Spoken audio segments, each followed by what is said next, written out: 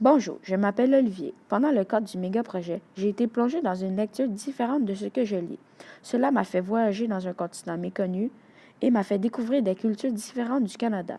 C'est dans ce merveilleux livre écrit par Lucas Georges qu'on parle des inégalités du braconnage. Il y a 126 pages et le livre est tiré d'une histoire vraie. Maintenant, je vais vous parler du résumé.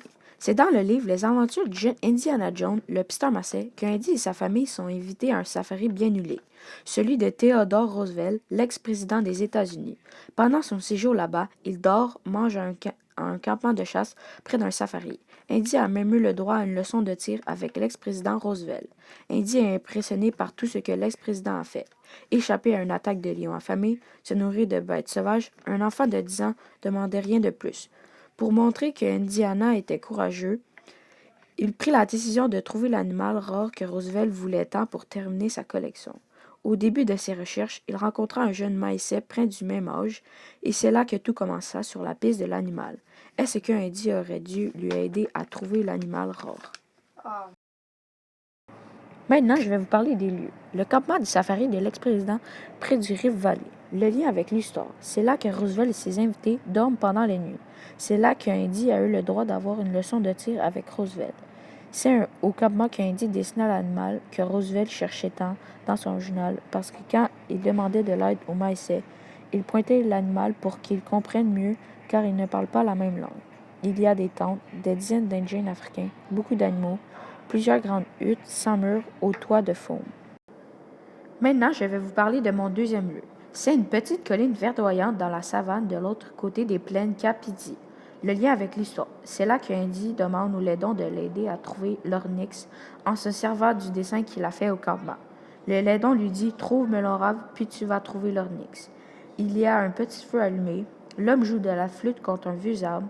C'est un endroit inhabité qui est dans le plein milieu de la savane. Maintenant, je vais vous parler des éléments culturels. L'ornyx, un animal merveilleux. Le lien avec l'histoire. C'est l'animal que Roosevelt veut trouver pour terminer sa collection. C'est Indy qui l'aide à le trouver. À la fin de l'histoire, Roosevelt en tue, mais Indy ne pensait pas qu'il allait en tuer en l'aidant à trouver les ornyx. Les ornyx vivent seulement en Afrique. Ils vivent en troupeaux de 100 bêtes. Ils ont des cornes puissantes et ils sont en voie de disparition même s'ils sont capables de vivre sans eau. Le lait bon, le lien avec l'histoire. C'est la personne que Indy rencontre sur une petite colline verdoyante. C'est contre un arbre que le laidon lui donne de l'aide en lui disant que si tu trouves le melon rave, tu vas trouver un ornyx. Pour les Massais, c'est un genre d'expert rituel.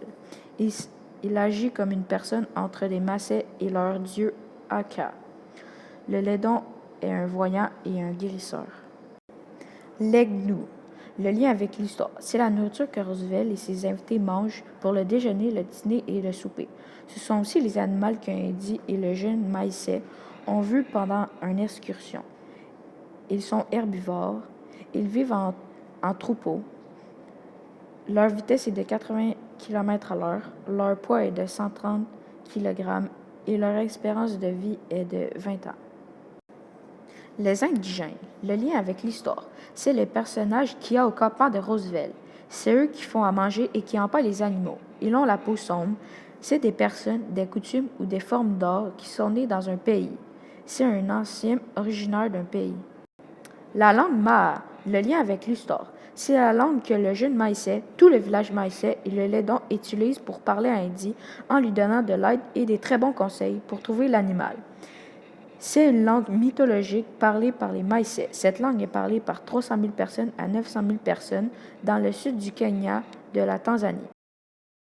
Pour finir, ma conclusion. Finalement, j'ai adoré mon livre qui m'a fait vivre des choses différentes.